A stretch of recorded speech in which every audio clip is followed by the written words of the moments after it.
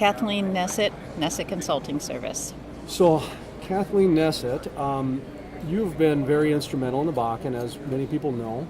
You write for a number of publications. Let's just get an update, if you would. Oil prices were $100. It was a money bonanza. It was a production bonanza. Production seems fine right now, but the money bonanza seems to be gone. Is that a fair statement, or? I wouldn't say gone, Jason. I would say it's tighter than it was, and that also implies that there was a little bit of maybe a little bit of slop in it before. Maybe there was a little bit of excess.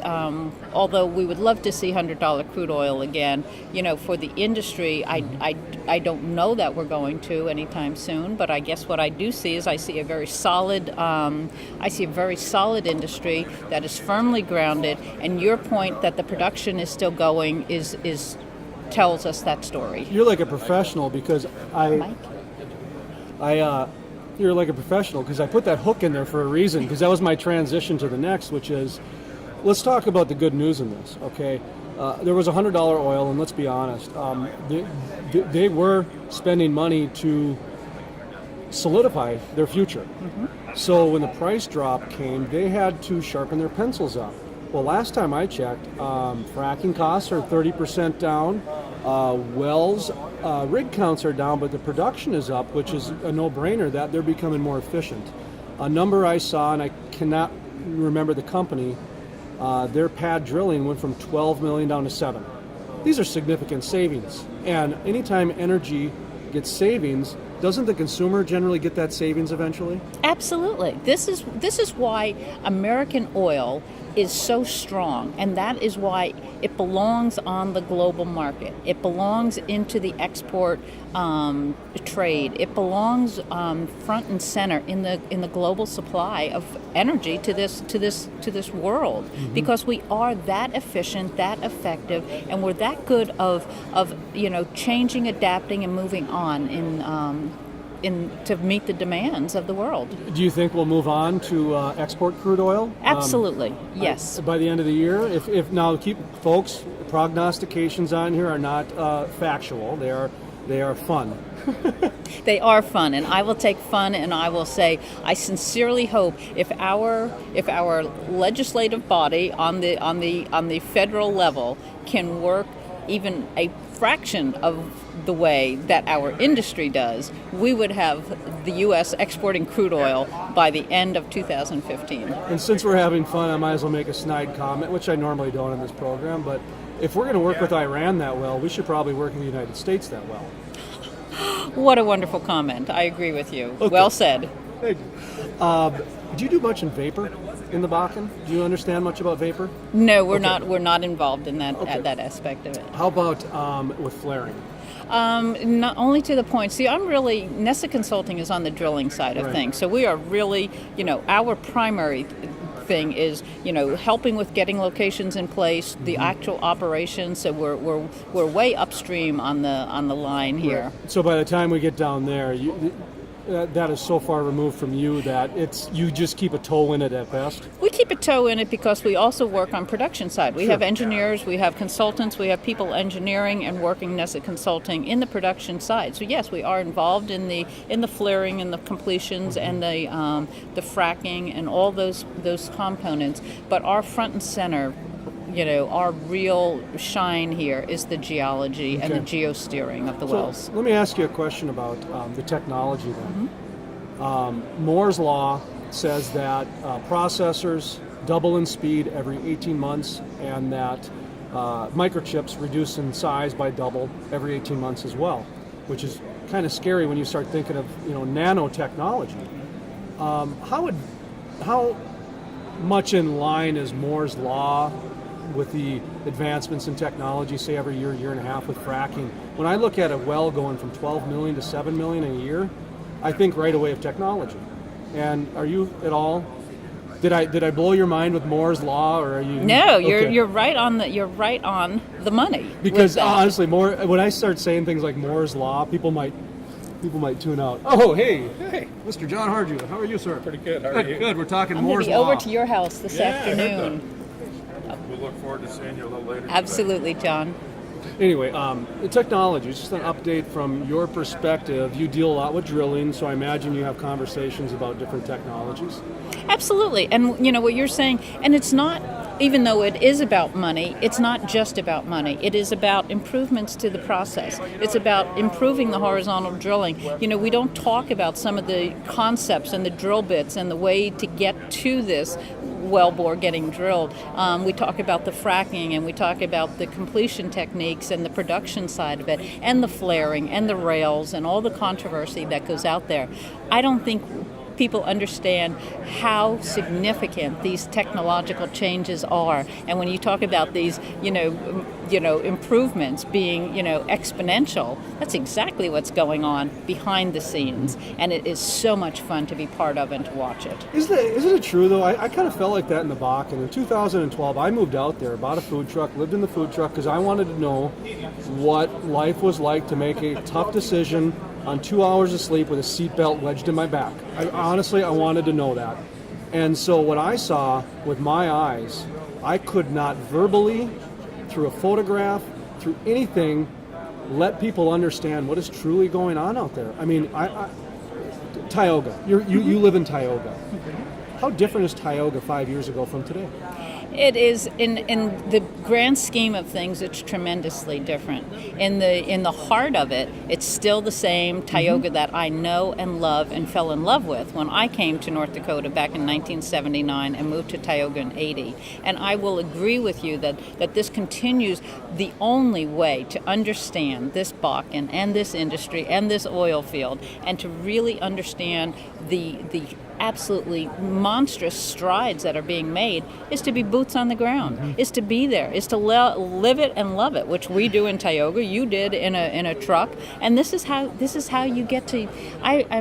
This is how you get to understand it, and I'm a believer that you can talk until you're blue in the face, but you have to get out and experience it.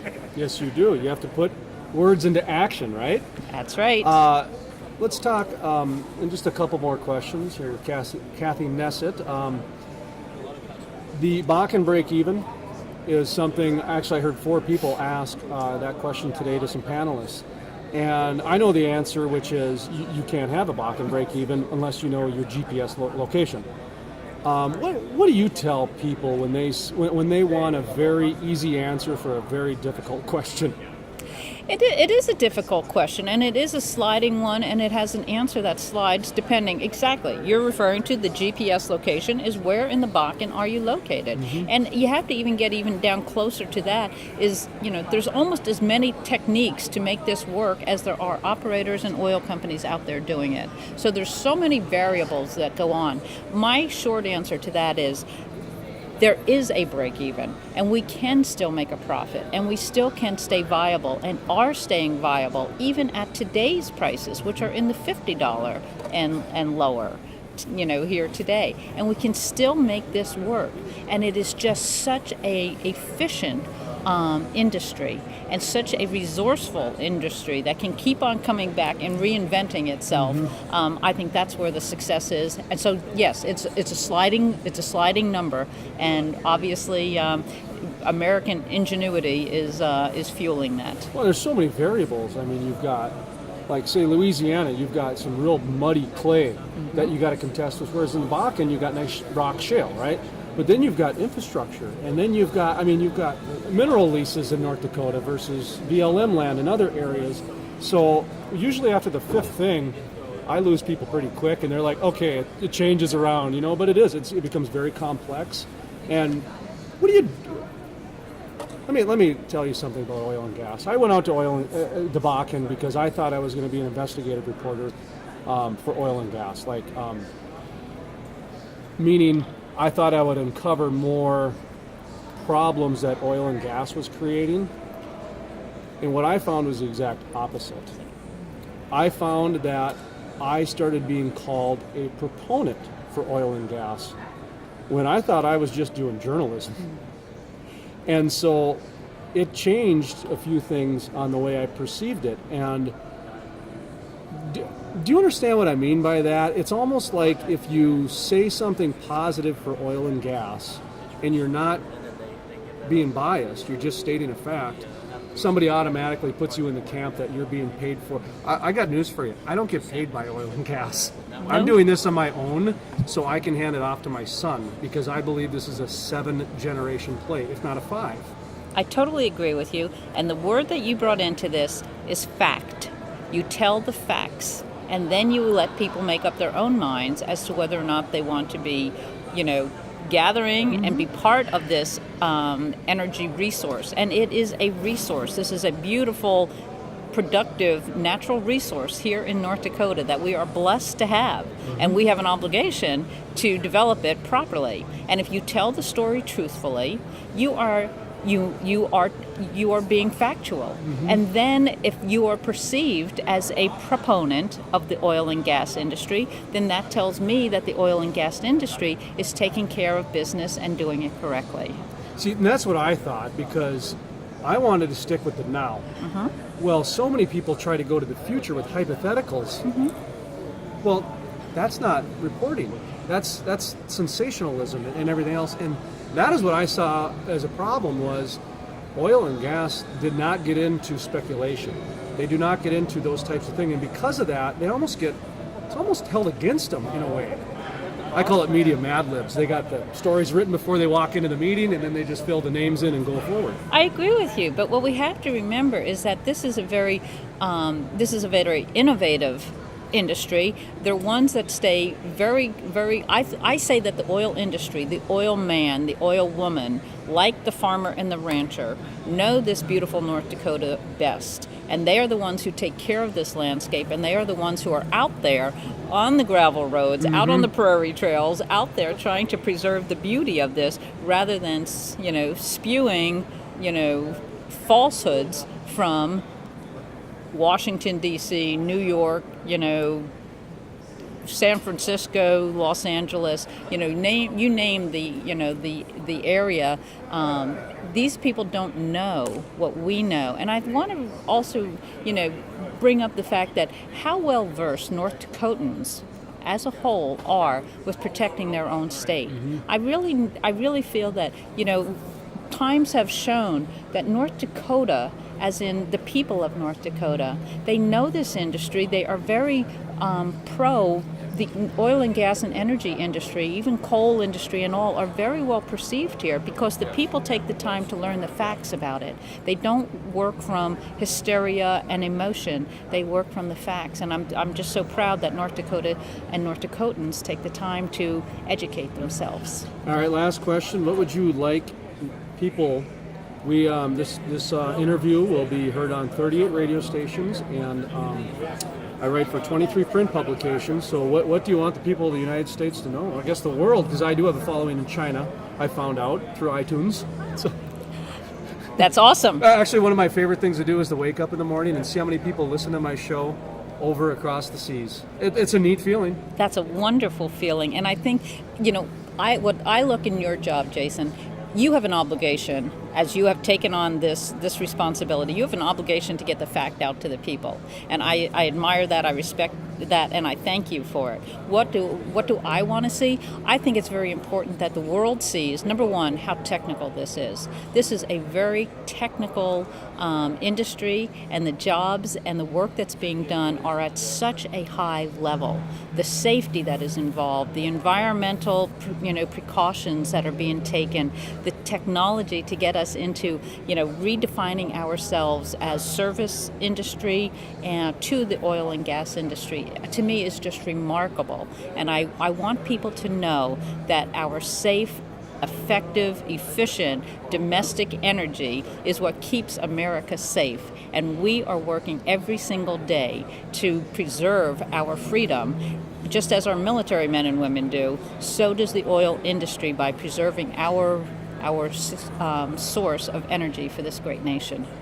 Thank you. You're welcome. Always a pleasure. Thank you.